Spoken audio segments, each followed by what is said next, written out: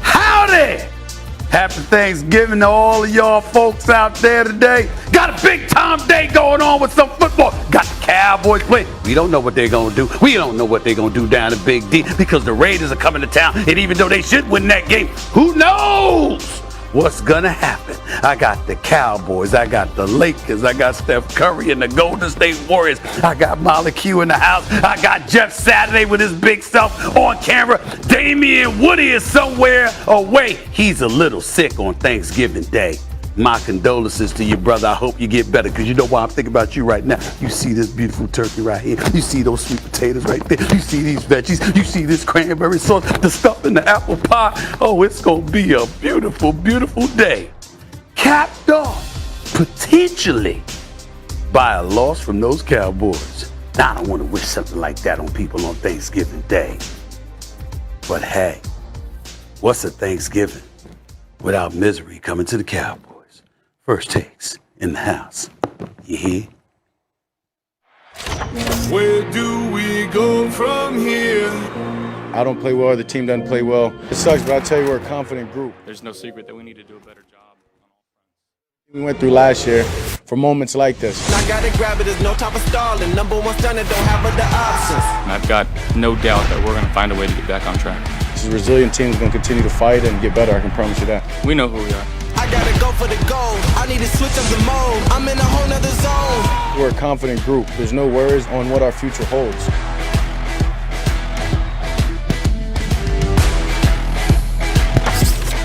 It is my favorite holiday. Good morning, everybody. Welcome into First Take. Thank you so much for being with us, and happy Thanksgiving to you and yours. Wishing you a blessed day. Lots of food, football, family, friends, all that good stuff. Hello, Stephen A. Smith. Well, first of all, I know you love your family, but I also know you love that food. So good luck with that. Never Number skip one. meals. Number two, Jeff Saturday, I know you lost a few pounds in your day, but I know you're going to grub today. Number three, we all know that I'm Mr. GQ. Yeah. The exception is today. The reason why I got on this hoodie with the blazer is because the plan, Jeff Saturday, is to immediately depart from First Take and head over to the family to grub. I ain't gonna wear some nice outfit when I know I'm gonna be grubbing. You needed something loose so you could let the stomach expand. You know, Jeff, I'm not even going to give him a hard time because he was here late last night with the NBA and you showed up today. Mr. No Days Off, so we appreciate it. And Jeff, absolutely, always good to have you with us. Fellas,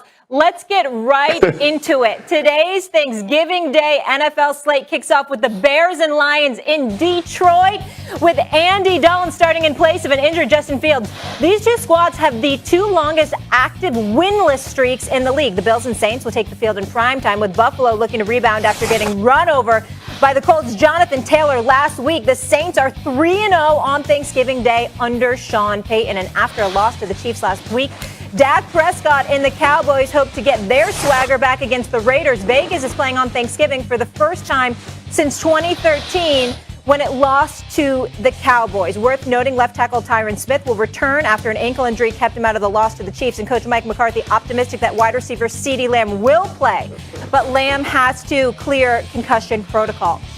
After dropping two of their last three, in all seriousness, Stephen A. Yeah. Can Dallas afford to lose? No, not to me. And understand what my thinking is with all of this. I'm not being impractical here. They win in the NFC East, okay? The NFC least is what I like to call it. We understand that. They're going to the playoffs. I understand that. My measuring stick, Jeff Saturday, and I've got to make sure I hide this IFB and all of this other stuff right here. I'm sorry. It's okay. It's a holiday. We're all chilling today. Everyone's at home relaxing. Okay, here's the deal. When I look at the Cowboys, you just lost to the Kansas City Chiefs, okay? I'm looking at that. You got blitzed by the Denver Broncos. I'm looking at that. You lose to the Raiders as well on Thanksgiving Day. Yep. I think the levels of vulnerability that the Dallas Cowboys expose themselves to are things that could come back to potentially bite them against some of the better teams. In other words, just figuring them out. Looking at them, we know about Dak, we know about Ezekiel Elliott and Tony Pollard. Gallup is back in the lineup. Amari Cooper eventually will be back, okay, because we know Jerry Jones got an attitude with him because he's on that COVID list, all right? CeeDee Lamb, we hope that he'll ultimately be okay, and we anticipate that he will. So the weapons are there, but the point is, when you look at their personnel, you got to take into account everything that comes with the Cowboys, the expectations, me accusing them of being allergic to prosperity, them finding themselves in a position where every single week there's something else that goes wrong. I'm just saying that as you watch this team, the more ammunition you provide for more elite opponents to see things and find themselves exposed to certain things, I think the worse it is for them. So I think what you have to do if you're the Dallas Cowboys is do everything that you can, Jeff, to walk into the postseason providing as little evidence as possible to what those vulnerabilities may be, knowing that a Tom Brady, Aaron Rodgers, potentially a Matthew Stafford or a Kyler Murray could expose them. That's where I'm coming from with it. I'm certainly not implying that they need to win their division or make the playoffs or anything like that. I'm just saying that the elite teams are watching every little thing that they do, and every little vulnerability that you expose is something they will potentially take advantage of. That's where I'm coming from with it. Yeah, you're 100% right. You know, this is a get-right game for the Dallas Cowboys, and I don't mean that because of the opponent. I mean that for their offensive coordinator, Kellen Moore. Like, they have gotten away from what they do exceptionally well and what makes them a tough out. When they had their 6-game winning streak, Stephen A., they led the league with 167 yards per game rushing the football. Hey, common sense sometimes ain't common. Why all of a sudden do you want to go play the Kansas City Chiefs and throw the ball dang near 50 times against a defense that you know you could have gotten physical with? So when you're thinking about the Dallas Cowboys, they are chasing the Arizona Cardinals. They could end up having a bye in week 1 and the playoffs going through Dallas because of who the Cardinals have to play in their own division. You said it, they're playing an NFC least, so don't give away these games. This is a get-right game for the Dallas Cowboys. Their defense kept them in a game against the Chiefs. They played much better than expectations. They continue to prove that they are. Now you have Lawrence coming back. Hopefully you have Randy Gregory coming back soon when those guys get healthy on the defensive side of the ball. But offensively, it's not about the talent. It's about the recipe for the Dallas Cowboys. That's being physical. That's imposing your will on defenses, then allowing Dak Prescott and all those receivers to make plays. Tight ends can make plays. Receivers can. And I know Amari Cooper's out for a couple weeks. But I'm talking about in general. Allow the play action and the passing game to become secondary to your run game. And again, these are problems they brought on themselves. And you're right. They got boat raced against Denver. So that was a bad day. But against Kansas City, this was a tight game that they don't score in because of their game plan. So as you're looking at it, when I think about get-right games, a lot of times it has to do with opponents. Today, for me, it's game plan by Kellen Moore and Mike McCarthy. Get right by the way and the style that you're playing football. You also got to pay attention to their schedule. And by that, I mean, listen, you've got a game against the Raiders today on your home turf, okay? Then you've got a road game at New Orleans, but Trevor Siemian is quarterbacking them. It ain't Drew Brees, it ain't even Jameis Winston, okay? Then you got to sit. And by the way, and by the way, just as an aside, something to think about before you speak again, Jeff Saturday. Why the hell is Taysom Hill getting all of this money? I just don't understand. I just don't see the value there. But hey, it's Thanksgiving, so God bless him, okay? Then we've got a road game at Washington. We've got the New York Giants that's got some intrigue now because they're trying to find out what Daniel Jones is worth. So now Freddie Kitchens going to be running that offense with Daniel Jones instead of Jason Garrett, who was axed this week. And then you've got another game against Washington. Now, we surmise that if you look at the NFC least, the Dallas Cowboys could potentially lose one of those 3 games, 2 against Washington or 1 against the Giants. But they should be favored to win all 3. You've got New Orleans a 4th. You got the Raiders today, which is a 5th. The Dallas Cowboys could easily be 12-3, okay, because they're 7-3 now, or at the very worst, 11-4. And if they're worse than 11-4, that still creates more questions because there's really no excuse to lose more than one of these next 5 games based on your schedule and who the hell you're supposed to be. Yeah, you're 100% right, Stephen A. Like when you think about this team and what they've shown to this point in the season, when it's self-inflicted wounds, that's the problem. And like you just said, man, the Saints with Trevor Siemian or whoever's going to be, if it's Taysom Hill running their offense, however this thing's going to shake out in New Orleans, they have a very favorable schedule if they take care of the details. Here's my favorite part, though, about what the Cowboys have done. You heard Dak Prescott say this week, we're going to get back to the identity of being a physical football team. When your quarterback, when the dude that everybody's going to ride behind and everybody knows he can win games with his arm, he can win games with his legs, he's a tough son of a gun, like he is a true leader of your locker room. When he says, we got punched in the face and didn't respond, but we're about to lay out a response, that's the type of leadership you need from Dak Prescott. He ain't out there saying, I'm going to go throw 5 touchdowns and 1,000-yard receivers. No. We're about to get physical. We're going to play some ground and pound football. We're going to show you what we're about. I love that Dak Prescott was the guy that said it, because when your quarterback is preaching, everybody's saying amen, man. And I love it. I think it's going to show up big today and will continue through the season. Absolutely. They did get punked in Kansas City, but dealing with a lot of injuries. They're favored by 7.5 today, and the Raiders have the 4th toughest remaining schedule. They need Ezekiel Elliott also to be healthy as well, because he's dealing with that knee. We'll keep it rolling here, fellas. We have a potential NFC matchup on Sunday. The LA Rams traveling to Lambeau to face Aaron Rodgers and the Packers. The 7-3 Rams are also looking to rebound after a nail-biter versus the Vikings. The talk all this week has been about Aaron Rodgers' health. Rodgers, how is your toe? Just so I could show you the lesions on my foot here, Rob. So if I have enough room on this camera, let me see if I can. Oh, there's no lesions whatsoever. Oh, what a surprise. No, that's actually called disinformation, when you perpetuate false information about an individual. I have a fractured toe.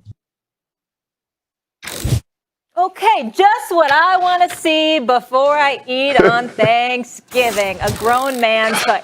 In all seriousness, Jeff, your reaction to Rodgers doing that little show and tell, that TMI, how concerning in all seriousness is that toe injury?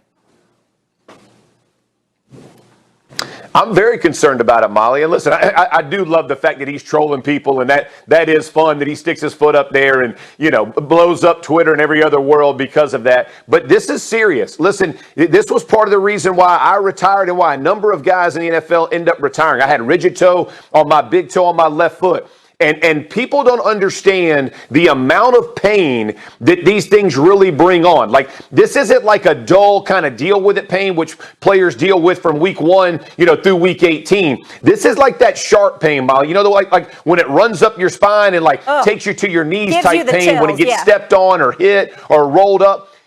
Yeah, you know what I mean? And so everybody's felt that pain, like where all your hair is standing up because it hurts so bad. When everybody in the NFL knows that, and you're playing in Green Bay with all the elements, and you have an offensive line that has lost Bakhtiari, who's hopefully going to come back soon, and now Jenkins for the season, the pressure internally, they're going to be moving him off his spot, making him move, making him get off his spot, roll out, take tackles, take hits. All of those things are concerning to me, because he is a fantastic quarterback, injured or not. I'm not worried about his arm strength. But I'm telling you, man, it's snowy, it's cold, the grass is wet, and somebody stepping on your toe with 7 studs. It ain't no joke, man. And you got a fracture that can get worse. So I am concerned. I know they'll protect him, but it is a concerning injury for me. Oh, please. Concern. I'm going to say the same thing to you that I said to Swagoo yesterday. I don't want to hear about a damn toe from Aaron Rodgers. And by the way, Aaron Rodgers, Molly Wood is right. I don't want to see the toe either. It's Thanksgiving, my brother. Oh, don't worry. I have another toe for you coming up. We about to eat. But I don't want to hear about a toe. Don't get me wrong. I'm not disputing anything that you said. That damn thing hurts. I understand it. I've had toe injuries before. It definitely hurts. Yeah. And in cold weather, yes, it's even worse. I mean, anything that touches you in cold weather hurts a hell of a lot more than in normal conditions or hot weather. But the bottom line is, as long as that arm is working, and as long as that man can fling that football, I could care less. I don't want to hear it. Stephen A., a lot of the arm power comes from the lower body. Excuse me. Not the damn toe. And he told everybody it's his toe, so now people are going to be going after his foot. Did you see that? Did you see that touchdown he threw to Scantling? Yeah, he's special. I'm just saying. Yeah. You saw him throw that football, right? That's all I'm trying to say. Talented and gifted. He can throw the football. He can throw the football. That's all that matters to me. Don't get me wrong. I'm not disputing the fact that he has a toe injury and that it hurts. All I'm trying to say is when it comes to a quarterback flinging a damn football with his arm via his shoulder, his elbow, his fingers, his thumb, I don't want to hear about no damn toe. No, I'm not interested. Wait, Jeff. Before you jump in here, I understand that we have some footage. We have some footage of your toe. I know you were describing your foot to us earlier. What? Is that true, producers? Do we have? Okay. Oh, wow. Damn. Wow. Yeah. Oh my goodness. Aren't your toes supposed to go straight? That is him on Get Up. Wait, time out. Before I even get into your feet, you need to do some yoga. How tight are those hammies? You can't even get like the foot straight. That was a real struggle bus right there by you. I can't knock him for that. Oh my goodness! I did a yoga scene on when I hosted Jimmy Kimmel Live. That is hard. That's a hard position to sit I mean, in. that was a real struggle to get the leg up. Molly, let me just tell you, if you think that was a struggle, when I was playing, I couldn't even come close to that. That's like the most flexible I've ever been in my life. And you saw the strain as I'm getting up there to show you my rigid toe that has to be cut on and surgically repaired. But hey, that hammy and that back will lock up on me, Molly. It ain't going much further than that. Oh my goodness. We're exposing toes. Okay, we're done. We're over it. I'm moving on. Let's keep moving Jeff, on. who has the edge, Jeff? Who has the edge? Rodgers or the Rams defense? Because this is going to be a good one Sunday. I'm saying Rams defense, Molly. Listen, when you think about the injury, but let's magnify this bigger than just Aaron Rodgers. Elton Jenkins, who went down with a torn ACL, they lost for the season. David Bakhtiari, their star left tackle, who hasn't come back from his ACL last year, being injured in the playoffs. This is a big deal, and you have young players internally for the Packers, center, guard. So there's a lot of communication that goes in. Jenkins was a Pro Bowl left guard who had bounced out to tackle, who was playing lights out, and they were going to kick him back inside to really solidify that pocket. So when I think about the Rams defense and what they're going to try to do, pressure up the middle is going to be key for them, which we know Aaron Donald's as good as anybody in the NFL at creating that pressure. Floyd on the outside, they can kick him inside. This, to me, lends towards the Rams defense having the advantage. That might be the most ridiculous take I've ever heard you give on this show.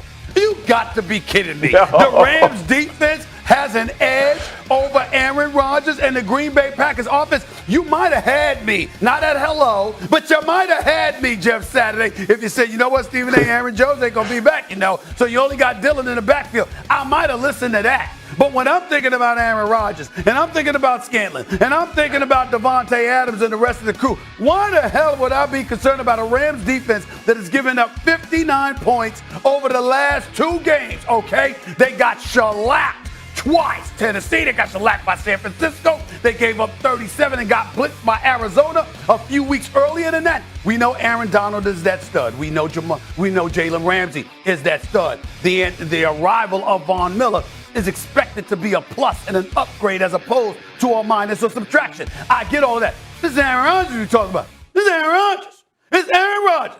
He's a bad man, Jeff Saturday. And when you take that into account with the weapons that he has available to him against a team that Sean McVay is trying to figure out, how the hell can I get back?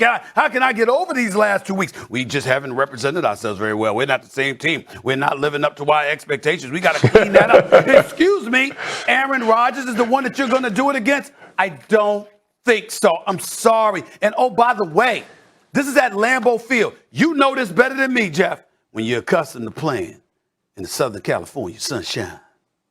And now you got to go to Green Bay, Wisconsin, the frozen tundra.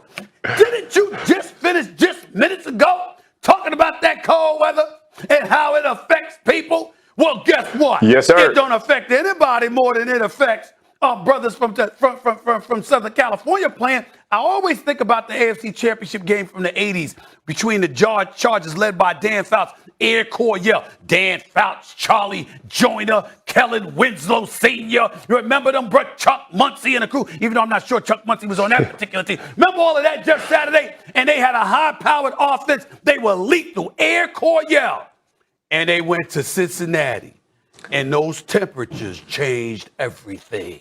You, of all people, should know that. Please.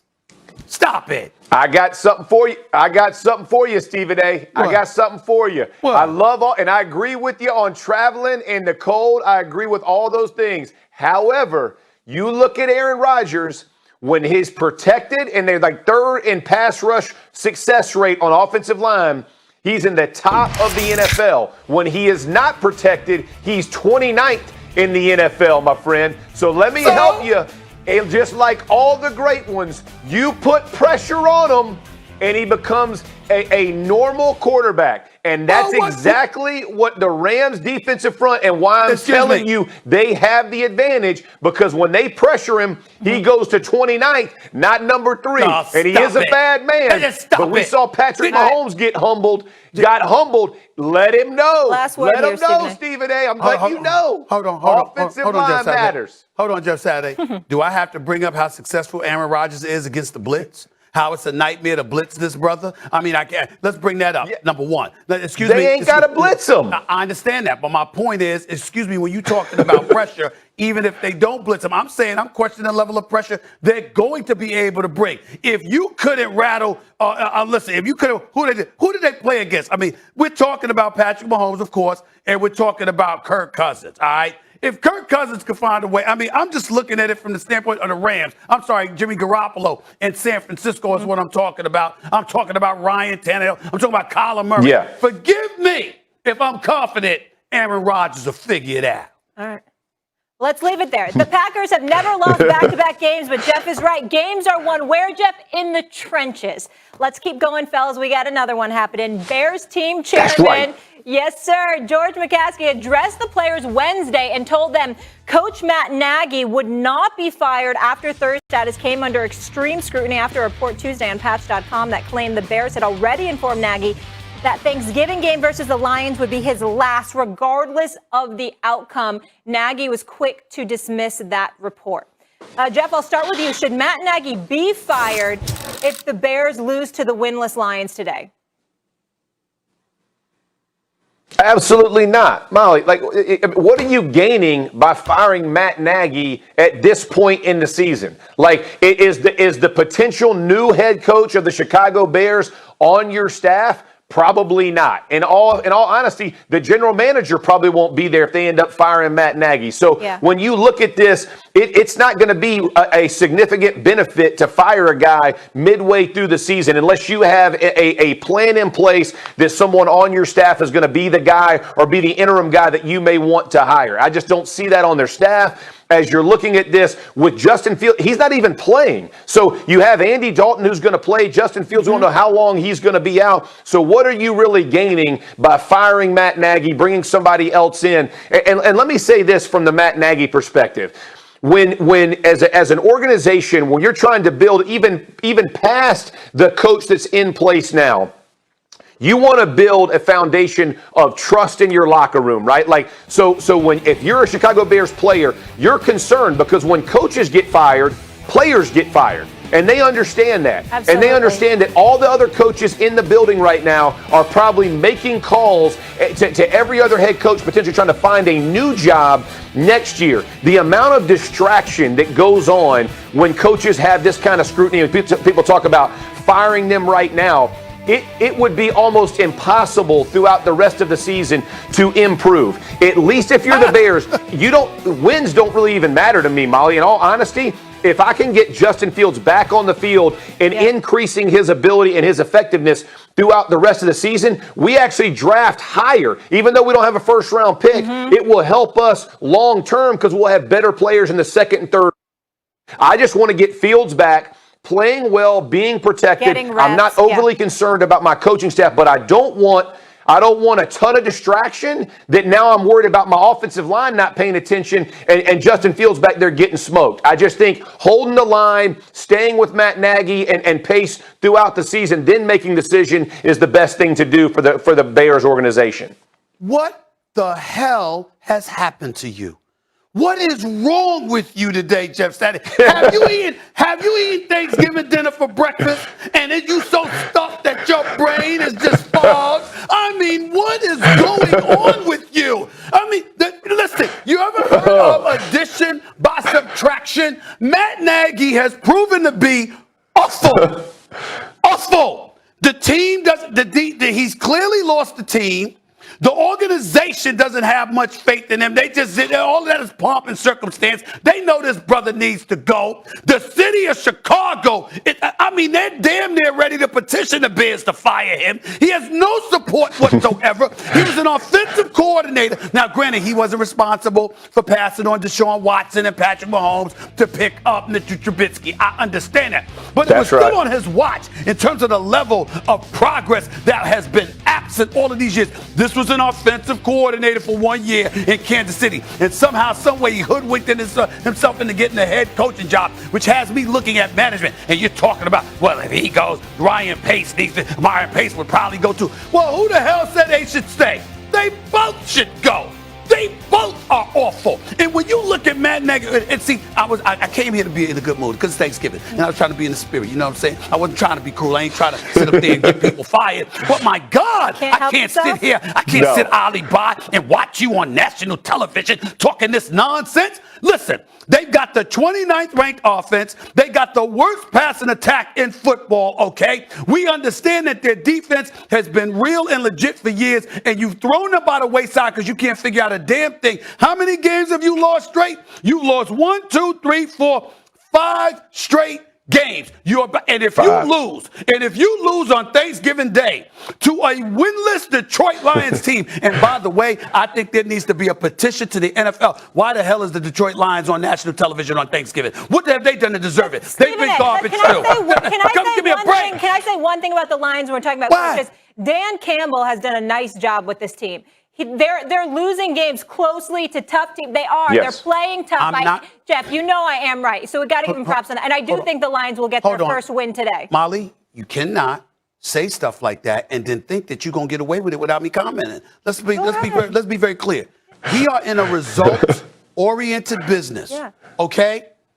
I'm not knocking Dan Campbell. I'm not saying the man should be fired. I'm not saying that he doesn't have them playing tough football. I get all of that. But damn, he's 0-8-1. So let's not sit up there and raise our hands, applaud. Listen to me. Let's not sit up there applauding. He's winless in week 10. Stop it. The bottom line is this. The bottom line is Dan Campbell, give him a chance. Give Dan Campbell a chance, Jeff Saturday. But if you're Matt Nagy and you lose, you're the Chicago Bears, and you come into Detroit, and you lose, I don't give a damn if I was quarterbacking. You lose to the Detroit Lions on Thanksgiving Day, a winless Detroit Lions team, who, by the way, this is the third time they showed up on Thanksgiving winless. The NFL, something wrong with y'all for putting them on Thanksgiving. This is the third time they're winless on Thanksgiving. I want to hear it. Matt Nagy better win this damn game. And if it were me, not only would he be fired, he'd be fired before he got out the locker room. He'd pay his own way back to Chicago. I ain't playing. Please. Jeff, you get the last word here. The locker room. This is too much on a holiday. Go ahead, Jeff. I got two things. One, Molly, I appreciate the effort. I know that was for your man who's going to rock with them Lions all the way, and I appreciate the love you're trying to put out there. But two, who you going to replace Nagy with, Stephen A? You have to run the organization throughout the rest of the season. Who are you? Like, you just going to pick a dude, run in here? And by the way, you have your draft pick who you're trying to develop. You're going to get rid of an offensive-minded guy and sit him down. Listen, I understand at the end of the year you'll have a chance to evaluate, but at this point, you don't put a man on the bus because you want to hold this thing together for the team. It ain't about the coaching staff. It's about the team. So now everybody's going. You want me to come back? Anyone that's not distracted? You don't want me to come back? You don't want me to answer that gibberish you disseminate to the masses? Is Bill Lazor not the offensive coordinator of this team? Is Bill Lazor not the offensive coordinator of this team? Yes or no? He's calling the plays. Okay, he's calling the plays. He's calling plays. All right, he's calling plays.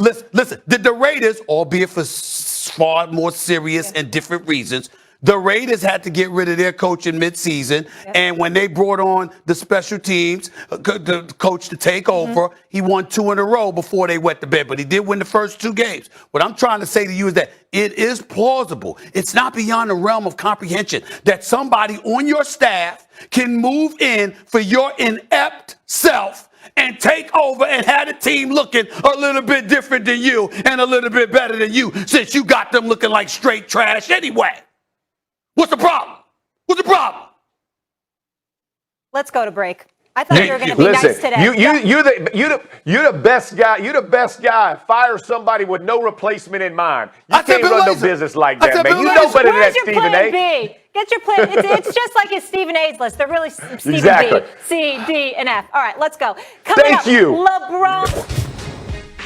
You know what time it is, right? It's time for another one of your favorite segments, Steven's A-List. And on this particular day, because it is the spirit of giving, right? I'm going to give the network television some clues about who the hell does not need to be on national television. I just think it's necessary. Okay? People are home with family and friends. We want family. We want football. We want a good time, okay? And these are the teams that have a potential of ruining that for all of us. Pay attention. Number 5 on the list. Give it to me right here, please. Give it to me. Bam! The Jacksonville Jaguars. Do I really need to explain this? Why? Why? Maybe a couple of years from now, they'll be worthy. Because Trevor Lawrence is the quarterback there. Maybe a couple of years, they'll be worthy if Urban Meyer is still there, because we know what a phenomenal coach he has been on a collegiate level, and he's won everywhere he's gone. But the NFL is a different animal. The reality of the situation is the Jaguars went to the AFC Championship game a few years back. They've been irrelevant ever since. And some of the best players they ran out of there. Should have got rid of Tom Coughlin a little bit earlier than you did. But the bottom line is the Jaguars are pretty close to irrelevant at this particular moment in time. They have no place on national television. Let's go to number 4 on the list, please. Give it to me. Give it to me right now. The Atlanta Falcons. Now, why would I say the Atlanta Falcons? It ain't just their record, y'all. It ain't just the ATL. Here's the reality of the situation. You had a 28-3 lead in a Super Bowl in the third quarter, and it was arguably the most epic collapse in the history of Super Bowls. And what have they done since? They have nosedived. Time and time again, even when they had Julio Jones, with a Calvin Ridley, with Matt Ryan as their quarterback, they still couldn't get it done. Coach got fired.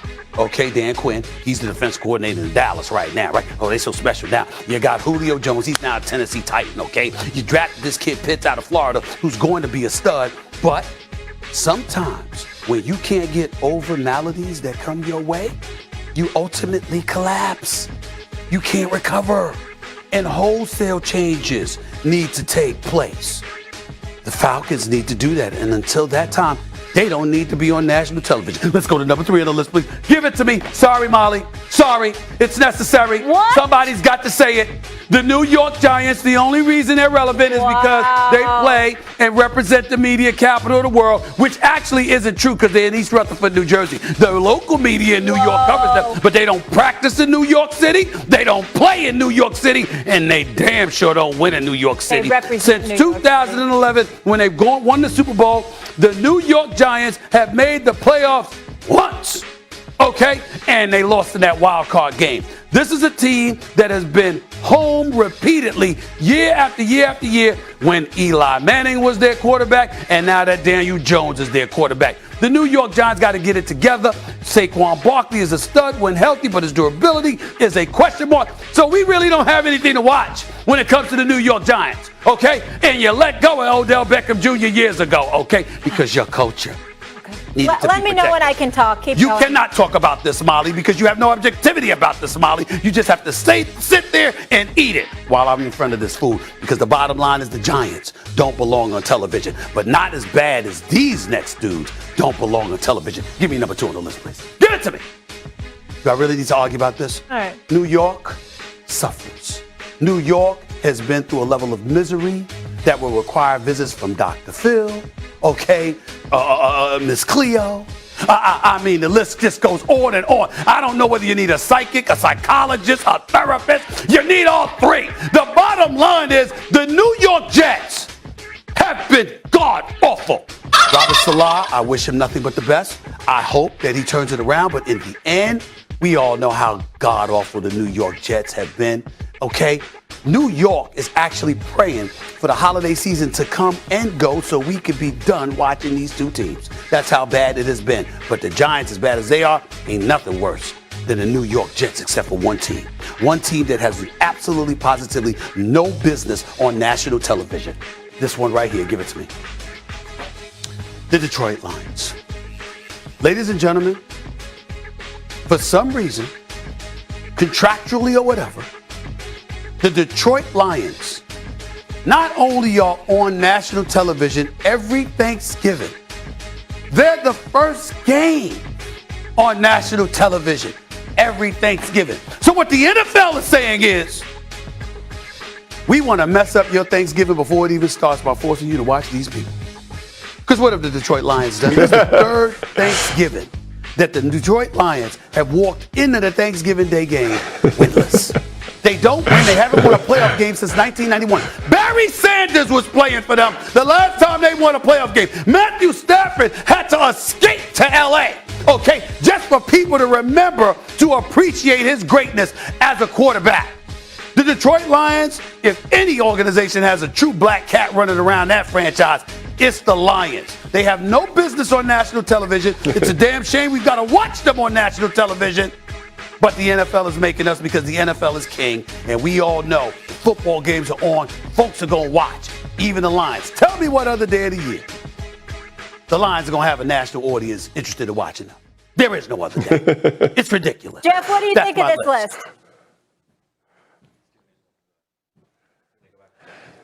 Hey, listen, this is the best list he's ever had, except for the Falcons. Like how do you put the Atlanta Falcons up there with those other teams and you don't put the Houston Texans? Like, I mean, how you going to put, at least Matt Ryan provides some kind of excitement. There's some kind of points being scored. In Houston, it's ugly. It has been ugly since the Deshaun Watson. So I'm all for the list minus the Falcons. And you coming at my hometown. I don't respect that. You put me on blast, Stephen A. It's supposed to be Thanksgiving. We're supposed to be friendly, family and friends. Don't be attacking my hometown, bro. Well, I'm still pulling for them Falcons. They're putting it together. Arthur Smith's working slow and steady. But how you not put the Texans on there and you put the Falcons on there? Come on, man. A couple of things. Number one, the Texans with the whole Deshaun Watson scenario just evolved this year. Deshaun Watson was playing for them last year. It's this year that all of this has happened with Deshaun Watson. Yeah. I'm talking about, we're not just talking about the season. I'm talking about in recent memory, some of the things that we have seen from respective teams. When I look at the Falcons, I'm just looking at a team that hasn't really even resembled anything close to themselves since that epic collapse. It's like they need to go in hibernation and just remember how to play football consistently before they allow back on national television. Stephen A., not only have you offended Jeff, you have also offended me because this is betrayal to the city of New York, to Queens, New York, where you grew up. Like Jeff said, you could have picked the Texans. They're 3-7. The Bears are 3-7. We're not talking about Seattle's 3-7. But you picked the New York Giants. I told you this yesterday. Alicia Keys, Frank Sinatra, Jay-Z. They wrote songs about New York, not Pittsburgh, not Green Bay, about New York. This is your city. How are you going to put the Giants on there? We're the heritage franchise. First of all, box office. First of all, let me speak. When I mentioned the Jaguars, I mentioned how they were in the AFC Championship game years ago, but then they folded. When I mentioned the Lions, I brought in years of ineptitude. When I mentioned the Jets and the Giants, yes, I'm from Queens, New York, okay?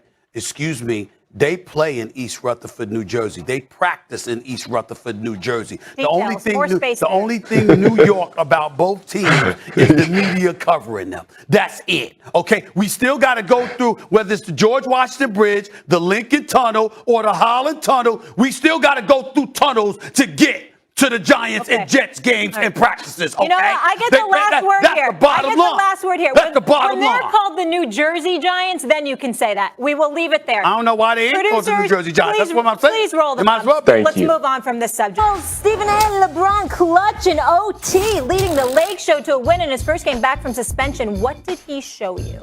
That was a spectacular performance by LeBron James, a shooting exhibition. He hit some big-time threes, and I will go as far as to say this. LeBron James shoots the basketball like that, the Lakers will be in the conference finals so long as they don't run into the Warriors first. I was going to say, I hope you don't have them passing those dubs. Also in OT, LeBron had two fans sitting courtside ejected. Talk to me. It's a slippery slope. I totally agree with the decision because LeBron James, I've never recalled him doing that to a fan before. So I imagine they said something that they didn't need to be saying, and he was absolutely right to do so. The other side to it, however, is that we're trusting the honesty and the validity and sincerity of LeBron James. There are some players who are a bit soft-minded and would want somebody thrown out for something that a player should be able to tolerate. I do not believe that was the case with LeBron James because he's never done that before. But it is a slippery slope. Look at that face. Walk of shame right there. She's not shamed. She's mocking him. She's being sarcastic. Anthony Edwards called for a charge on this incredible dunk. Wow. Shocked they called this an offensive foul? No, it wasn't an offensive foul, but I will you know what? Actually, it could have gone either way. Here's what I will say. Here's the one thing I do not like about dunks from Anthony Edwards. Okay. This brother is special. That was a beauty. He is special. He's a special talent. And don't think for 1 second it's just his dunks.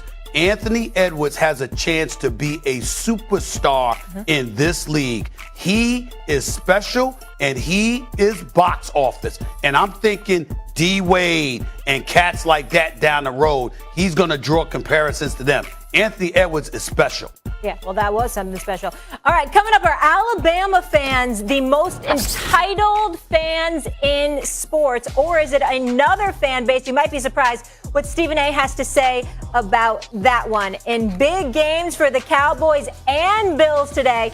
But who needs to head on this Thanksgiving Thursday? Stephen A. Smith is going to give us his top 5 list of what he's most thankful for. Don't miss that. Plus, NFL games all Turkey Day. Yeah, that's great, but is it better than an NBA Christmas? This debate will get heated. Keep it locked. But first, star quarterback Dak Prescott and Josh Allen coming to Thanksgiving Day a little off their games. In the last 3 weeks, both their teams are 1-2, and they both have QBRs under the average of 50. During that span, Josh Allen in particular has turned it over 6 times since week 9, tied with Derek Carr for the most in the league. Jeff set. I'll start with you, Stephen A. Who needs the bigger Thanksgiving performance? Is it Dak or Josh Allen? Oh, that's easy. Okay. There's no doubt about that. Josh Allen, what is he, 25 years old? Let me look this up real quick. Is he 25 years old? I believe he's 25 years old. Now, it's 21 touchdowns, 8 interceptions, completing 65% of his passes. It doesn't matter right now. It's unacceptable. And here's the reason why. They're 6-4. Guess what? That's unacceptable. You know why it's unacceptable? Because this team was in the AFC Championship game last year, and for the first time in this millennium, we were talking about the Buffalo Bills as the team to beat in the AFC East and arguably the AFC. And here we are in Week 10, and your behind ain't even in first place. The New England Patriots, with a rookie quarterback, Josh Allen, is ahead of y'all. Now, granted, a lot of it is because of their defense, a defense that really didn't show up to work last year because a lot of them didn't want to stay home because of COVID. So about 8 or 9 dudes didn't show up, and a lot of them are back, and we get all of that. We got that, okay? And Bill Belichick is still there, the genius himself, and we get that too. You got Ramondre Stevenson, rookie running back, looks very impressive. Damian Harris looks good. They got a nice running attack, but you still got a rookie quarterback. And Josh Allen missed the 6 years, $258 million. You in second place. That is unacceptable. That is unacceptable. I don't give a damn what anybody says. You can't let something like that happen to you. And to lose 3 weeks ago, by only scoring 6 points against Jacksonville, that was bad enough and embarrassing enough in and of itself. But then to turn around and to get blitzed on your own home turf against the Indianapolis Colts, inexcusable. So as far as I'm concerned, Josh Allen's got his bag. You in second place. Dak Prescott gonna win the division. He going to the playoffs. We don't know what's going to happen to the Bills right now. You're damn right it's a bigger Thanksgiving obligation for Josh Allen than it is for Dak Prescott. Jeff? I agree with him. It's bigger for Josh Allen than it is for Dak Prescott. But some of the things that you're saying about why Dak Prescott's sitting where he is because he is in the NFC least. That is not afforded to Josh Allen playing in the AFC East with the Patriots and the way that Bill Belichick has these guys playing. But I'm going to say this about Josh Allen. Who really should be under indictment on this Josh Allen and Buffalo Bills football team is Brian Daboll, their offensive coordinator. And listen, we talk about all the time, is too much being put on Dak Prescott. Yeah, last week it was, because they should have run the football against Kansas City instead of trying to throw it. Well, you're seeing that week in and week out with the game plans being instituted for Josh Allen. I mean, it's getting ridiculous. Like, he has to run it all the time. He's got to throw it all the time. If you're a defense, it's one of the easiest game plans in NFL. You know they are one-dimensional. They want Josh Allen to drop back, look for a big pass, pull it down, and go run it. They're going to run it, either in the low teens or in the single digits, which is absolutely absurd. And to place this all on Josh Allen, I think is a disservice. Listen, I gave Brian Daboll a ton of credit the last couple years. They were creative. They were winning. They were putting up a bunch of points.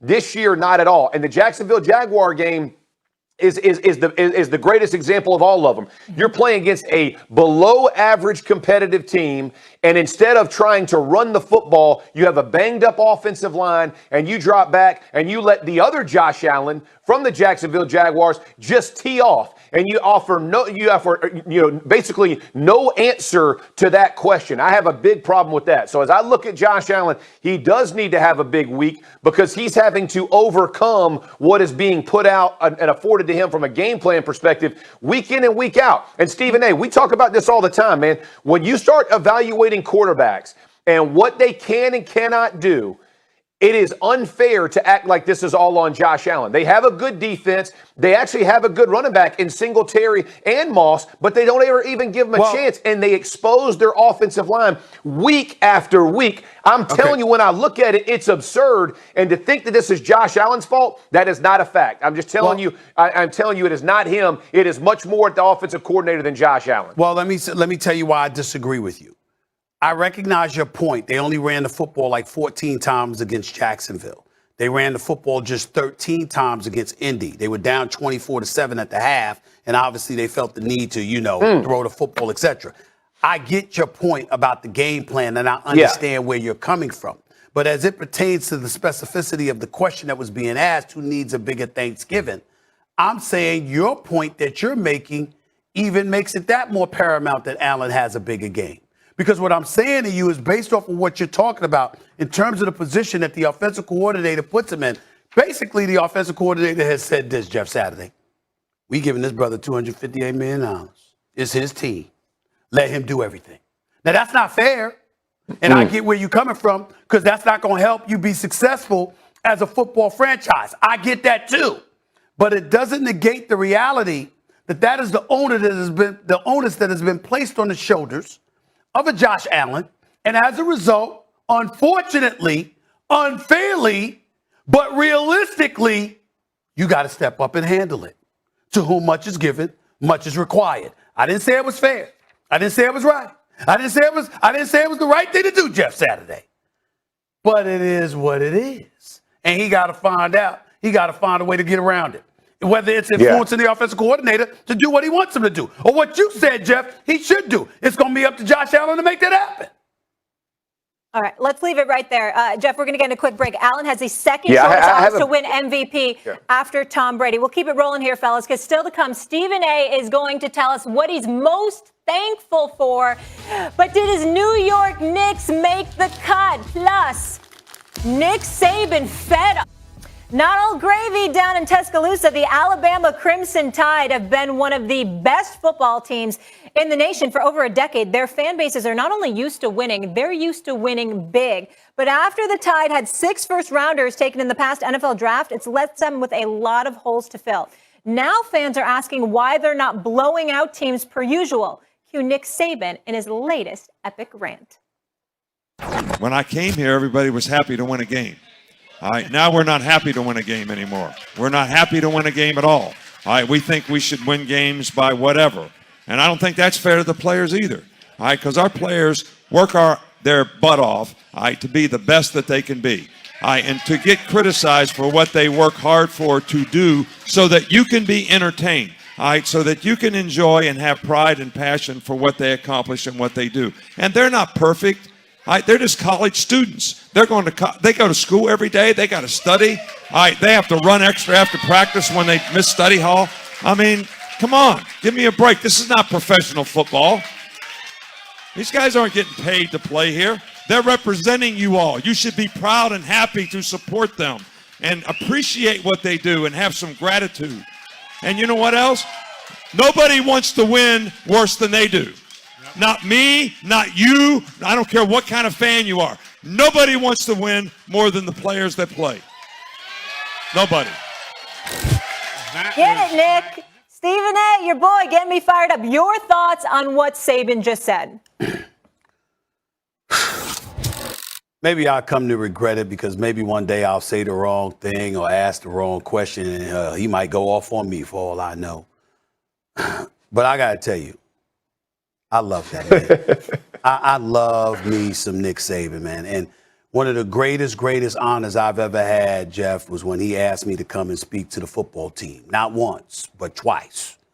And anytime he calls, I'll come. I love this man. I cannot believe that Nick Saban has to explain what he explained to a fan base in Alabama because he's absolutely 1,000% right. He arrived at Alabama. What the hell were they doing? They were irrelevant. Nobody cared. They would still talk about Bear Bryant, okay, who had retired decades earlier, okay, because they ain't had nobody like that since. Since Nick Saban has arrived, Jeff, Saturday, Nick Saban is 180-24 in 15 years. He hasn't even averaged 2 losses a season in 15 years at Alabama. In 15 years at Alabama, he's won 6 national titles. This man is phenomenal. He's approaching 70 years of age. If he's not there already, I don't think he's there yet. He's approaching 70 years of age and religiously has one of the top, if not the top recruiting class in the nation. Every year, he's right up there. And oh, by the way, you know what the greatest compliment to his greatness is? The Kirby Smarts of the world and the Jimbo Fishers of the world and, you know, and Lane Kiffins of the world and others. Up until this season, he never lost to an assistant coach. I mean, it's just greatness sprinkled everywhere. And for him to have to explain how unappreciative fans in Alabama are, fans of the Crimson Tide are, is the real crime. Because I'm here to tell you something right now. Listen, I've been in this business, and I'm always work because I work. That's who I am. That's the man my mama raised me to be. Your DNA. But I gotta tell you, if I thought about taking a day off, when I sat down with Nick Saban one-on-one, he and I talking privately, that inspired me even more, Jeff Saturday, because he went like this. He said, when you win, he said, what do? Yeah. You keep going. Because the second you stop, you get caught. And then you dip, you slide. And rising up again may not be possible. You keep going. That's what he preaches. And show me a corporation, show me a team, show me an organization, show me somebody who is about winning that doesn't believe that. Nick Saban is phenomenal. Just phenomenal. And if I had a son and he wanted to play football at college, I'd want him to play for Nick Saban. That's why him and Bill Belichick are so tight. Jeff, before you jump in here, I just have to say one thing. For perspective, I root for a football team. Ask me their record, Stephen A. 1-10, the Yukon Huskies. That's my football team. Jeff, carry on. Congratulations with that.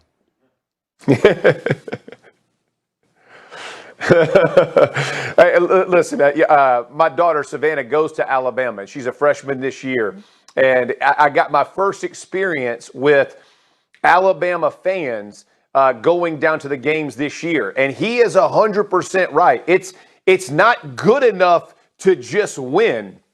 It's like your fans look at you and the style in which you win. It's crazy to me. I mean, I'm sitting here and I'm like, this team has been so good for so long. And to Stephen A's point, you talk about the ways that you measure men, right? Whether it's in the tough times, but successful times are even more important because when you see them succeeding, can they keep that? How do they keep that? How do they continue to grow in success instead of getting instead of feeling themselves and just kind of hanging around? I love that about Nick Saban. And to your point, what he's saying to the fans is so true. People think about these college athletes as professional athletes. They are not. They are going back to study. They are going back to take tests. There are other stressors in their life that they are thinking about other than just football. When I tell guys all the time, when you get to the NFL, you have so much more time to be around family and friends and all those things because of the expectations in college of being a student athlete. And it goes in that order. You got to be the student before you can be the athlete. I so appreciate Nick Saban and what he said and the way that he said it, because you saw how impassioned he was about what he was saying. And when he looked at everybody and said, they want to win more than I want to win and you want to win, man, he is preaching. It is so true. Guys give everything they have. They give up their free time. They give up holidays. They give up Thanksgiving, Christmas, Hanukkah, you name it. Like, think about all the holidays that happen in the fall. They don't do holidays in football. It is all about how are we getting better as a football team to reach the peak of what we want to get to. I applaud college athletes and what they're doing, football players. Man, what Nick Saban said, I loved it. He was absolutely preaching. I appreciate somebody with his stature saying it because it means that much more. And, Jeff, the last point that I want to make is this. You know the other thing that he didn't say that he easily could have said as to why they should support these players? It's because of who they're playing for. Who would not hesitate to hold a player accountable more than Nick Saban? Yeah. You're going to put in that work. Mm-hmm. You're going to make that sacrifice. Yeah. It's going to be about we and not about me.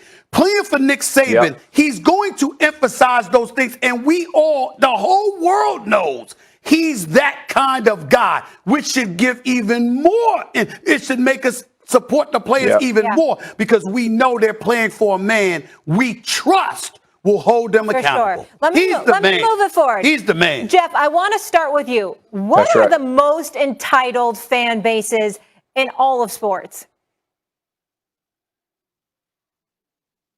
Oh, so I was thinking the Eagles, but the Eagles haven't had enough success, for me to put them. I'm going to say the New England Patriots from the NFL. And listen, when it came down to the whole Brady and Belichick thing, to me, listen, it was like, why are you trying to divide the greatest NFL run in history? Like, it took both of these guys and how quickly they turned on their organization when the Patriots didn't play well and Brady wins the Super Bowl. And it's like, oh yeah, Belichick's washed up. He can't. I mean, it was insanity to me. And I think it's because they have forgotten how lucky they are to be as successful as they have been, man. It does not happen. The way they kept that thing together, Robert Kraft deserves credit. Belichick deserves credit. Tom Brady deserves credit. The defensive players that never get mentioned that I think should potentially be in the Hall of Fame, they don't get the credit. I absolutely love how these football teams have put it together. And at times I feel like those Patriot fans, man, they just take it all for granted. And again, they're looking for style points, man. All you care about is getting them W's, and they get plenty of them. I'm dismissing your drivel right there off the bat on national television. You just saying that because you're a former Indianapolis coach. I ain't buying that.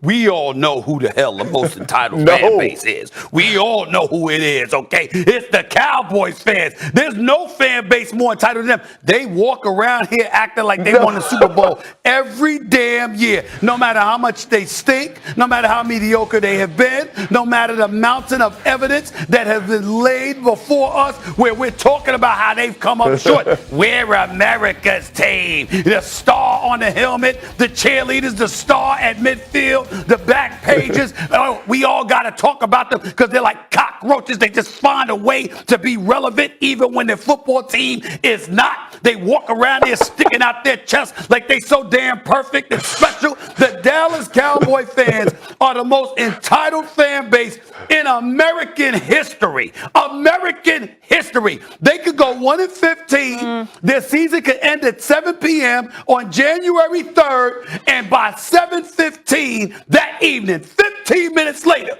you know we're going to win the Super Bowl next year, right? We're going to win the Super Bowl next year. This is who they are. Old, young, black, white, Latina, Asian, Hispanic. It don't matter. It's who they are, which is why they always fall, which is why I root for them to fall. And by the way, I'll throw the Laker fan base in there as well. Now, they have reasons to feel entitled because they got 17 chips to point to.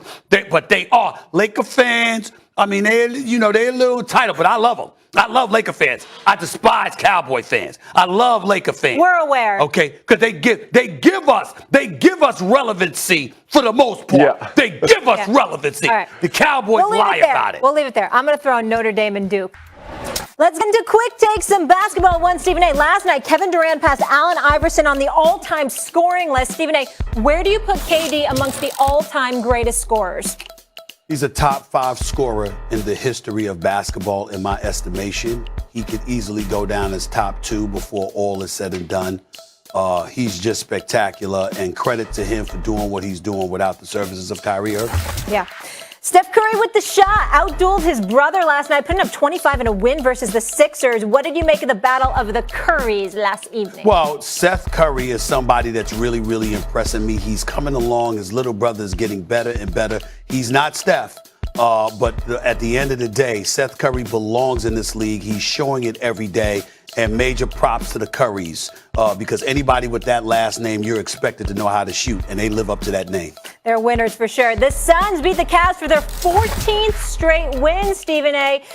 They play your Knicks tomorrow. Can the Knicks end the Suns' win streak? I doubt that they will because of the leadership and greatness of Chris Paul and Devin Booker as well, and Monty Williams, again, who's a marvelous coach. They have won 14 straight. The Phoenix Suns are the second best team in basketball right now. Stephen A., get hyped. Did you see it yesterday? My UConn Huskies took down number 19 Auburn in double OT yesterday. Sanogo, he's a bad man. Polly from 3, clutch.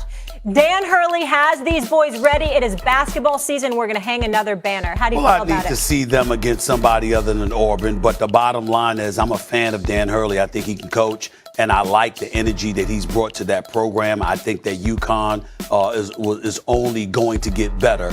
But I want to see what they do today against Michigan State, too. Absolutely. You just said it. The semifinals in Bahamas. Michigan State, Max Christie getting set to face my UConn Huskies. Can't wait for this right after us here on ESPN. To the NFL we go. We got a big NFC matchup Sunday when the Rams head to Lambeau to take on that other bad man. The Rams are looking to get back on track after losing 2 straight, including a lopsided loss to the 49ers on Monday Night Football. The Packers are hoping Aaron Rodgers isn't too hampered by that toe injury, which Rodgers gave us an update on yesterday. Just so I could show you the lesions on my foot here, Rob. So if I have enough room on this camera, let me see if I can. Oh, there's no lesions whatsoever. Oh, what a surprise. No, that's actually called disinformation when you perpetuate false information about an individual. I have a fractured toe. All right, Jeff Saturday, who has the edge? Is it Aaron Rodgers or that Rams defense? The Rams defense. And listen, I understand that the toe injury, and I have concern about the toe injury, but it's much bigger than that. When you look at Elton Jenkins, who just went down with a torn ACL, David Bakhtiari, the star left tackle from the Packers, who got hurt last season and hasn't been able to play yet this season when he's coming back. this offensive line is banged up, and they have young starters on the right side and at center, so they have a lot of things to overcome. And here's the difference between Aaron Rodgers when protected and when out. When he is protected, he's one of the top 3 quarterbacks in the NFL. When he's not protected, he's ranked 29th in QBR. So if you can get pressure with your front 4, which I think the Rams defensive front is betting on with Von Miller and Aaron Donald and Floyd and, continue Joseph Day. And I mean, they have guys who can press the pocket. It makes it difficult. Now add on the injury to Aaron's toe and him having to manipulate the pocket or break, contain, and get outside. The thing with that toe is you never know when it's going to bite you. And if it bites you at the wrong time and takes you out for a series or maybe 2, that's a big deal for this Green Bay Packers. That's why I'm getting a slight edge to that defensive front from the Rams. Well, you can do that all you want to. I'm looking at the Rams having given up 59 points to Ryan Tannehill and Jimmy Garoppolo in the last 2 weeks. I'm not sold. Aaron Donald, I'm sold on him. Jalen Ramsey, I'm sold on him. Von Miller remains to be seen, but I have faith in that Super Bowl champion who was once a sack master. But the reality of the situation is I'm looking at the Rams defense right now. They're ranked 15th overall, and they're ranked 16th against the pass. Now, that is not god-awful, but it does show some vulnerability somewhere. When we look at them this year, they got shellacked by giving up 37 points to the Arizona Cardinals. There have been instances where they have shown they can be had. And you can take that in consideration. And then you combine that with the fact that they got to take their comfortable Southern California lifestyle to Lambeau Field in the frozen tundra. I don't know what the weather conditions are going to be, but I imagine they ain't going to be that. They ain't going to be something close to that. So I'm looking at it from that perspective. And I'm going to say the edge is Rodgers and that offense because, again, he's got 2 of his weapons back there. You got Scantling. He's got Adams. You still got Randall Cobb there. Dillon is no slouch out of the backfield, even though Aaron Jones is not expected to be back for another week or 2. I like Green Bay's chances. I expect them to handle their business in this game. I know there's a level of urgency to the Rams. I know that the Rams, having lost 2 straight and appear to be nosediving, have to step up and handle their business. I just don't think this is the game they do that, particularly with Green Bay coming off a loss to the Minnesota Vikings. I think that losing 2 in a row and that second game coming at the frozen tundra, Lambeau Field, against a team that's accustomed to playing in Southern California sunshine, I don't like their chances, not a little bit. It's a huge game for the Rams. I will agree with you on that, Stephen A. When you think about where the Rams are, and you even heard Tom Brady talk about it after their win on Monday night. He talked about, hey, listen, like losing in the NFL is brutal, and it is. And when Stafford, who's brought over to kind of be, the Super Bowl, the key piece to winning a Super Bowl, and he hasn't played well the last 2 games that they've lost. But here's the deal, Stephen A. They got boat raced against the 49ers, but that was a run game deal. They lined up and just hit him in the mouth. I don't think Green Bay can do that because of the loss of the 2 offensive linemen, because I would fully agree with you. If I felt like it was Aaron Jones who was coming at you and then Dillon coming at you after that, behind that offensive line with Bakhtiari and Jenkins in it, I would fully agree. I think with the loss of those 2 guys, coupled with that injury of Aaron Rodgers, I just think it's tough to overcome it. The Rams, listen, this is desperate because they're in a much better division than Green Bay. So they are playing not only with 2 losses,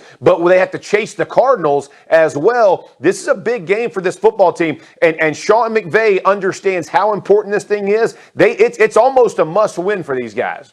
For sure. Rodgers' 3rd lowest completion percentage under duress, and the Rams obviously lead the NFL in pressure rate. Interesting matchup. We'll see. Can't wait for it, guys. Because it's Thanksgiving, and I'm in the giving spirit, okay? The spirit of giving, Stephen A. style. And I got a few things that I want to give out. A few things to express what I'm thankful for, okay? So let's get to list. Jeff Saturday, you listening? Are you listening, Jeff Saturday? Because here comes the list. This is what I'm thankful for. I'm thankful for, Jeff Saturday. Number 5 on the list. Give it to me. Bam! Georgia football. Why am I thankful for Georgia football? Because I love the theater of sports. I love competition. I don't want to see annihilations. I don't want to see blowouts. I don't want to see foregone conclusions. I love the fact that the Georgia Bulldogs football team is the #1 ranked team in the nation, because that means Alabama's got something to shoot for. That means there are people out there doubting Alabama. And I love that, because that's great for college football, not just the championship game in the Southeastern Conference, okay, the SEC, potentially the national title game. I love that stuff. Let's go to #4 on the list, please. Give it to me right here. Did y'all expect me to leave this off? Did you expect me to leave this off right here? My Knicks! Oh yeah! New York, stand up! New York, stand up! New York, stand up! Julius Randle, R.J. Barrett, Kemba Walker, I need you to play a little bit better. Evan Fournier, I need you to be a bit more consistent. But the bottom line is this: Tom Thibodeau is one hell of a coach. My brother Worldwide West, William Wesley, Scott Perry, of course, Leon Rose. I'm thankful to y'all to bringing relevancy back to the Garden in the basketball universe. I ain't rooting against the Brooklyn Nets, only when it comes to the Knicks, because I'm Knicks first, New York always. I'm still rooting for you, Sean Marks. I'm still rooting for my brother KD. I'm still rooting for James Harden and the crew. But New York! New York! Yeah! We in the house. We here. Let's go to #3 on the list, though, because I can't forget these brothers right here. Give it to me right here, please. Give it to me. Steph and the Warriors. The best team in basketball. Splash is back. The greatest shooter in Steph Curry that God ever created. The return of Klay Thompson, one of the top 5 shooters in the history of basketball. That is imminent. You saw Jordan Poole. You saw Toscano with the dunk last night. You see Gary Payton II coming off the bench doing this thing. The leadership of Draymond Green, the exceptional coaching of Steve Kerr and his staff, exceptional ownership from my man Joe Lacob. I love that man.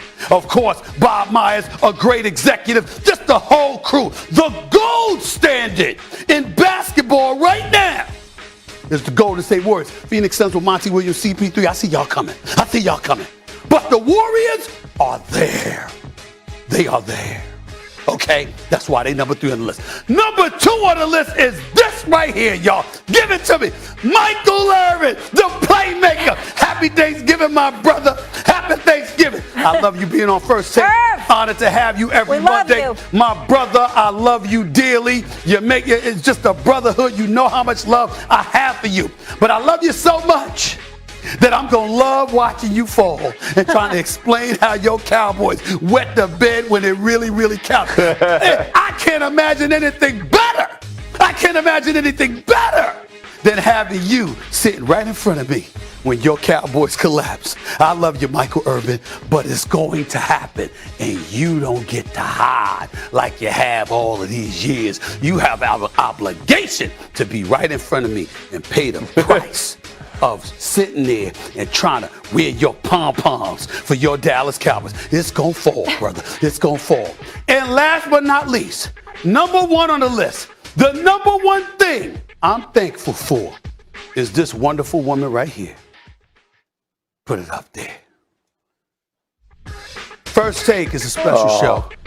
They say Stephen A is First Take. Correction. It's Stephen A with the matriarch of the show. This person I couldn't do this show without and don't ever want to do the show without. The one and only Molly Q. Love you, girl.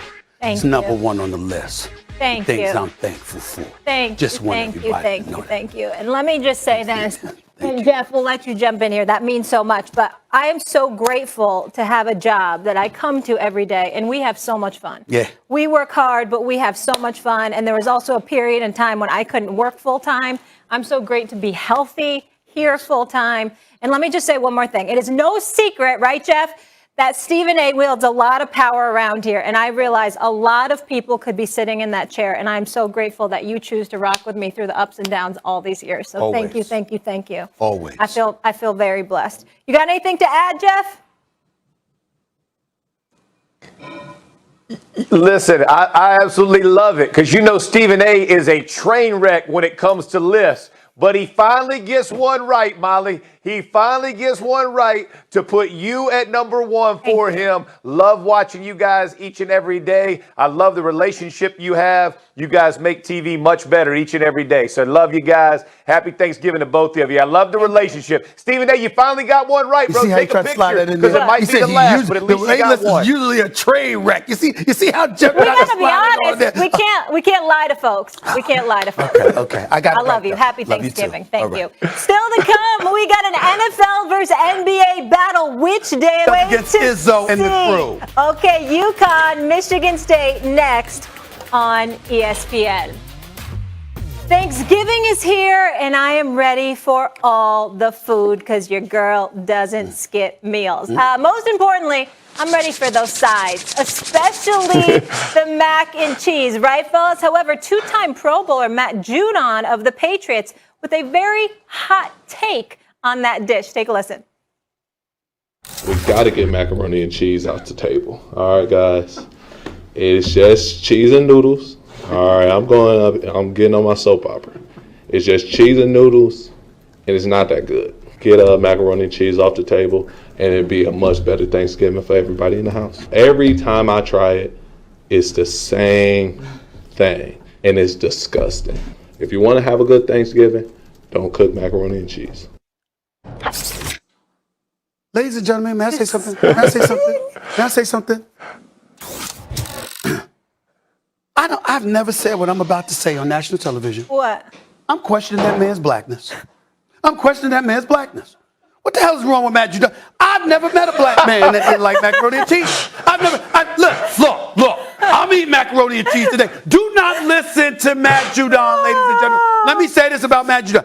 He's an exceptional football player. For sure. He's a difference maker on the defensive side of the ball for the New England Patriots. He's leading them in sacks.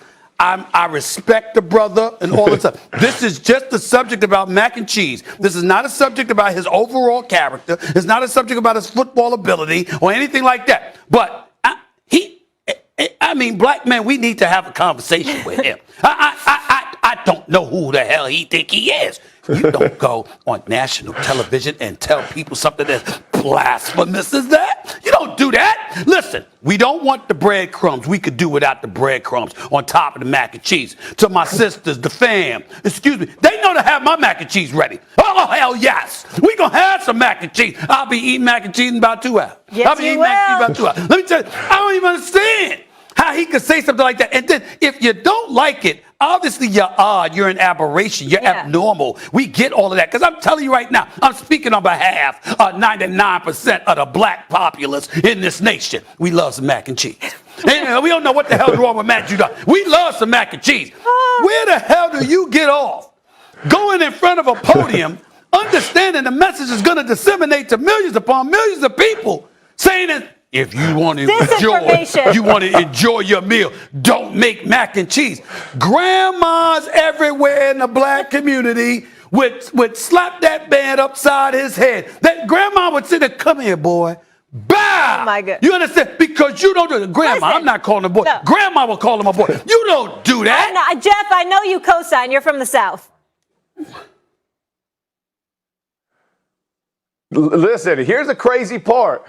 Man, my whole family loves mac and cheese. Yeah. I mean, it don't matter. You have it at just about every meal. Any big meal always has mac and cheese. I do not like mac and cheese. Oh, I do not. I don't understand that everybody else loves it. It's multiple people are bringing it. My kids, Molly, for their birthdays would have me drive them to specific restaurants specifically for mac and cheese. I'm like, man, y'all have lost your.